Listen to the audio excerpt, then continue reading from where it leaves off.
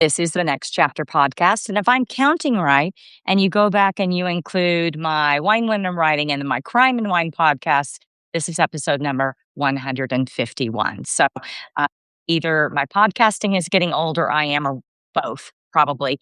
I'm coming to you from the beautiful state of Wyoming, where I'm back after a year and a half in France, which is why I took the hiatus. So if you're thinking, I think I used to know you and maybe I still do, you're right. I was gone, but I'm back and I'm excited to be here. I'm excited to be here today with my new friend, Liz Lazarus.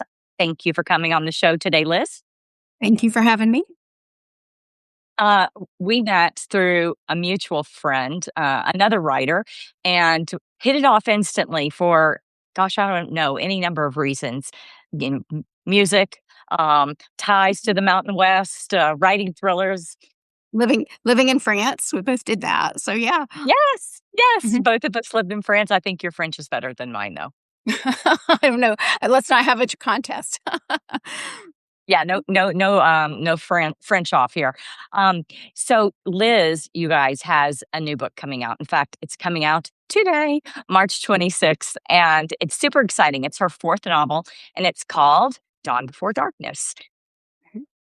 I think you said May. I wish we could still be in the spring. May 26th. Oh my gosh, look at me. I didn't have enough sleep last night, and I've done some matcha this morning, but obviously I need a little French espresso to keep me going. So yeah, May 27th. And this is your fourth novel, right? Your fourth thriller. It is my fourth. And I said I was only going to do one when the first one came out. And now here I am at 4 thinking of 5. So I guess I have the addiction or the affliction or whatever you want to call it.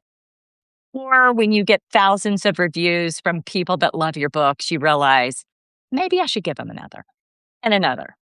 True. You know that very well, I'm sure, yes. Well, I'm going to tell you guys just a little bit about Liz, but I'm going to let her do most of that explanation herself.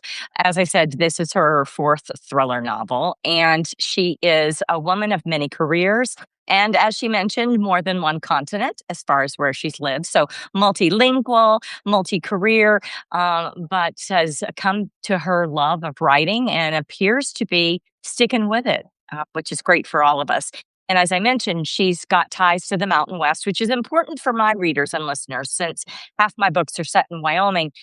She's got strong ties. She married a Montana boy and has a home in Bozeman. So we welcome her to the club. No matter where her books are set, she's part of our Rocky Mountain West club. So welcome to it, Liz. Well, thank you. And I say that the South and the West, I'm from the South, they're a lot alike. And so it's been very easy to adapt to the Western culture.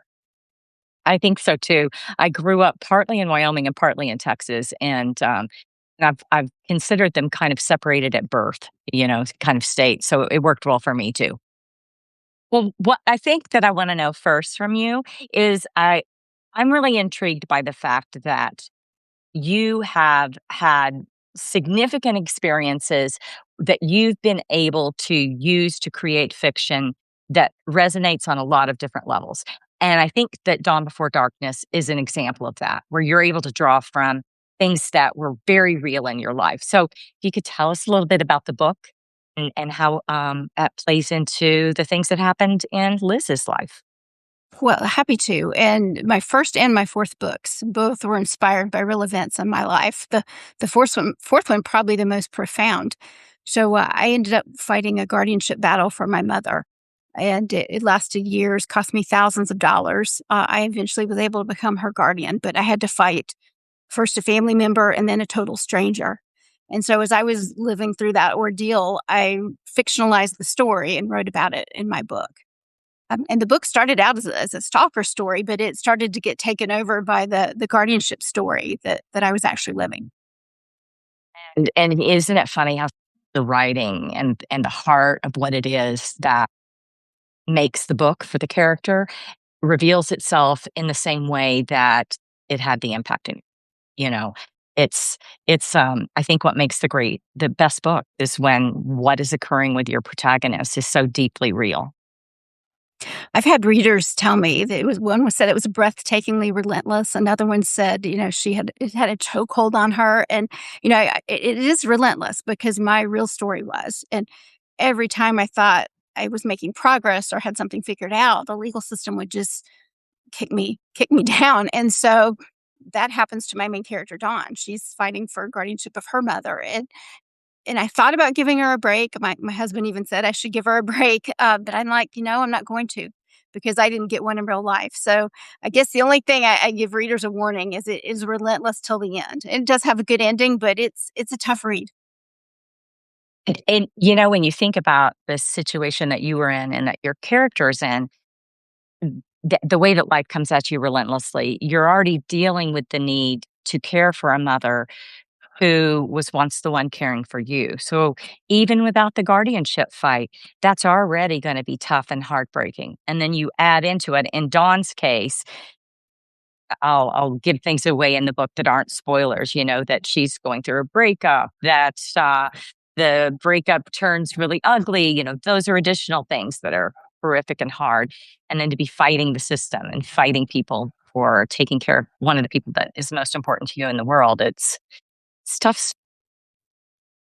It's tough. I've had readers say the legal case isn't plausible. And I want them to know it is. And what happens in the book is fictionalized. But as you mentioned, Dawn's ex won't accept their breakup. And she goes and gets a restraining order. That doesn't really work. And then he does the ultimate betrayal. He sues for guardianship of her mother and conservatorship. And people might say, well, okay, he can't do that. He's not family. But anybody can sue. It's a question of, can he win? And all he really has to do is prove that she's unfit. He doesn't have to win. He just has to make her lose. And that's the battle that she goes through. Wow. When you were going through it, were you already thinking, I'm going to write this story?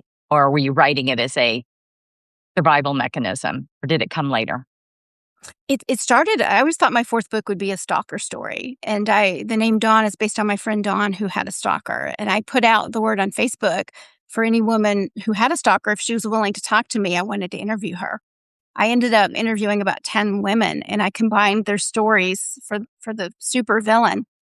And then as this was happening, the guardianship case was happening, and I thought, well, how could I combine those two things? And when I figured out how to combine them, that's when it really took off. And though it was tough to write because I was dealing with a real guardianship case and battling for my mom, it was cathartic to write as well. Right. Right.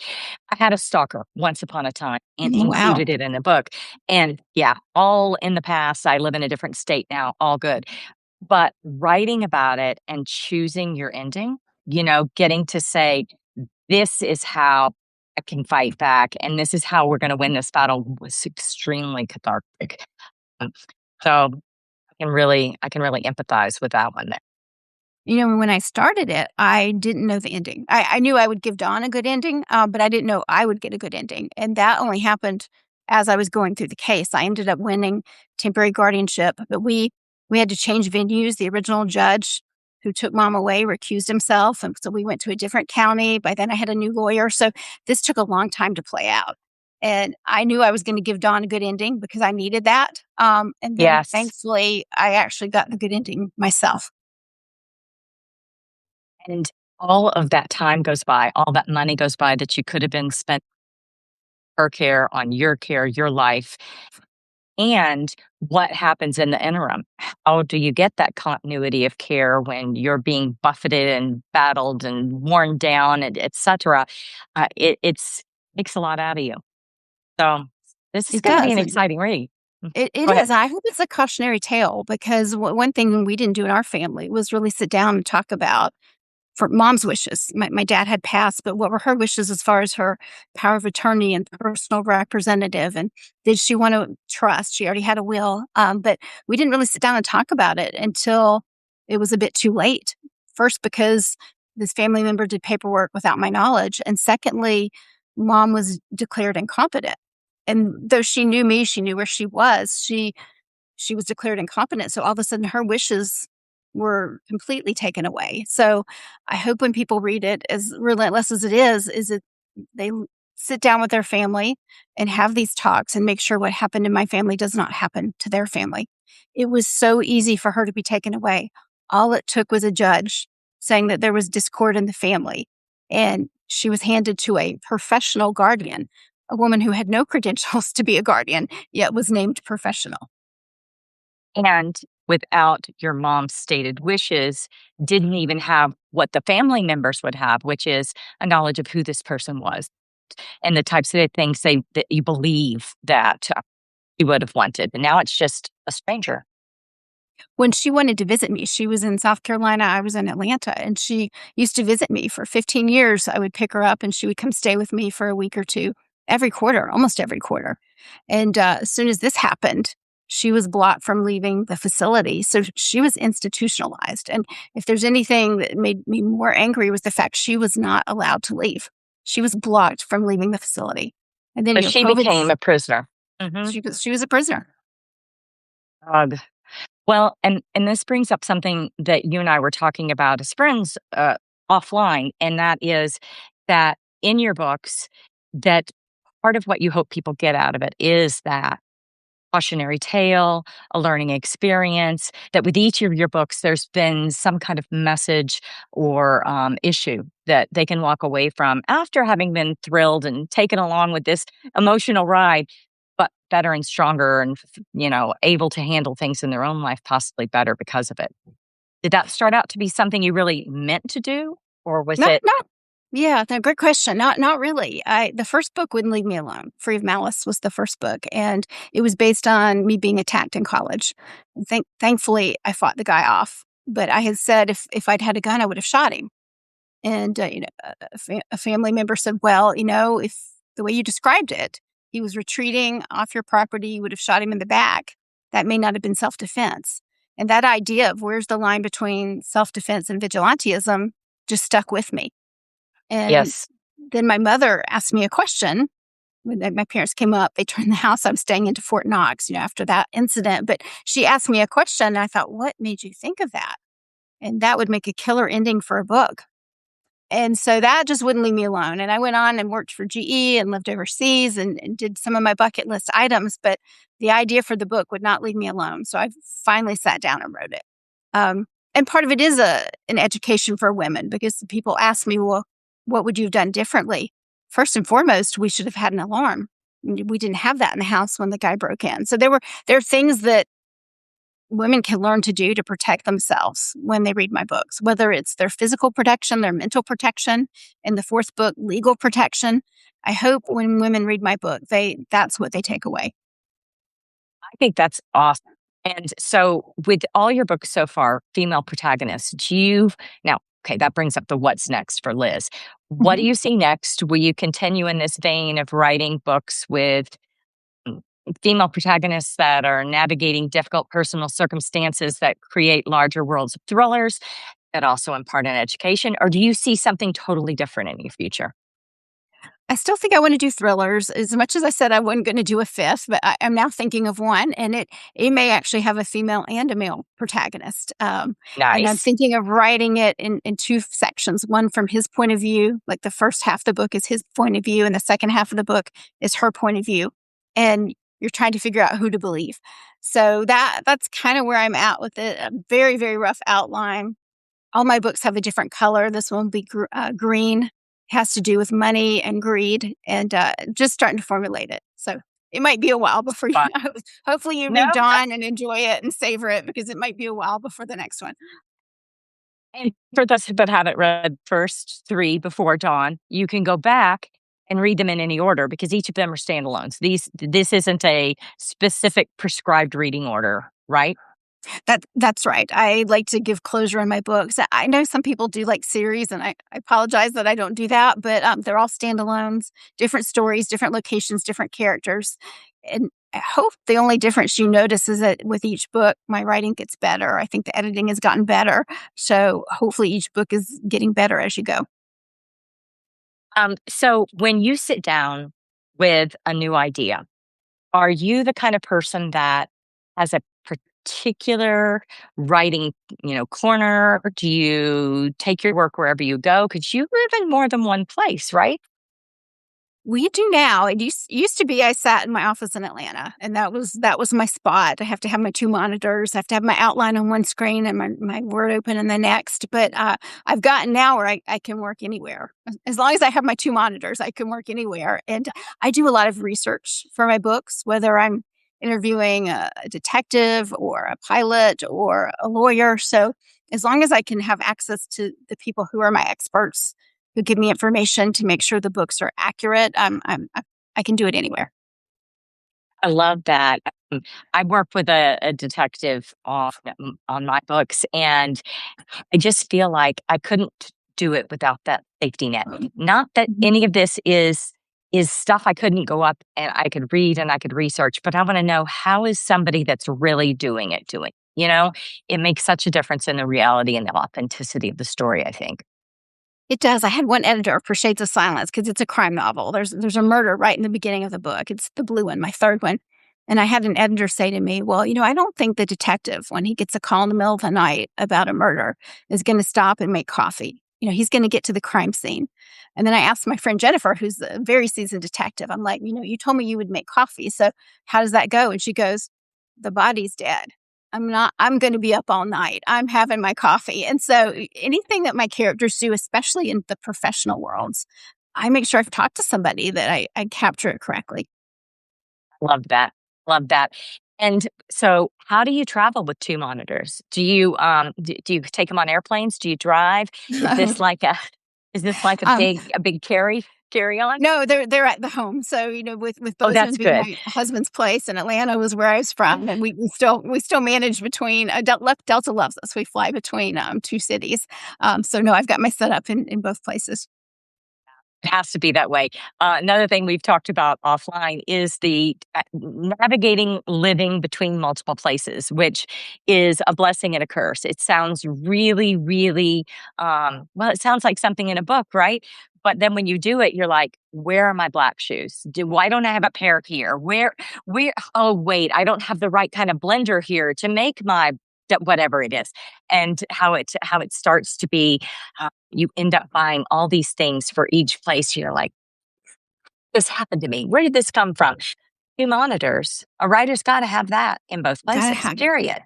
And this is what movie stars do, right? Like, have 2 different places, right? This is not what I do. This is what movie stars do. And so the fact that all of a sudden I'm doing it, like, I think of, like, the really rich and famous have this lifestyle, but we both just loved our roots, and we both wanted to keep our roots, and we both are learning to love the other person's, hometown and home state, so we're just making it work. That is a great love story. And again, ways in which we're similar. Our place in Maine, it's my husband's roots. Our place in Wyoming, it's my roots. And it's just exactly that. You get to a point in your life where you're like, I want to stay in touch with that. That there's something about me that comes from that and wants to stick with that. But I also love this person. And this person feels the same way about their places. And love it. I love it. You're And by the you're way, making me feel normal. Thank you for that. You're making me thank feel you. normal, because some people are like, Guys, "Well, give up Georgia," and I'm like, I can't." it's just there's just something about it. And I also, I spent a lot of my growing up years in Amarillo, and I spent a lot of years not wanting to be from Amarillo, Texas. But the older I get, the more I turn to the people from that stage of my life and realize that we were raised in the same way. We may have turned out different, but we've got these touchstones, probably like you feel about Georgia. That's something that you don't erase from yourself, even if you inculcate it in different ways and become a different person than the one that lived next door to you. You were still exposed to and raised around the same. So to me, it's all very interesting. I like to write about places that I've lived in as well because of that, because they become bigger than life to me. So, how do you pick locations in your books? It's the same. The first 2 books were based in Georgia. No, I mean, the first book was based in Georgia because that's where the attack happened. It happened in college in Atlanta. The second one also in Atlanta. And then I thought, well, let me branch out. And when I was working for General Electric, one of the first places they sent me was Florida, Daytona Beach. So I set that book in Ormond Beach, which is close by. And then the fourth one, my mom was actually living in South Carolina, so I set the book there. And Yeah. the next one, I've got some opportunity to have it anywhere. So I'll think more about where I want that location to be. I need to branch out from the Southeast for a change.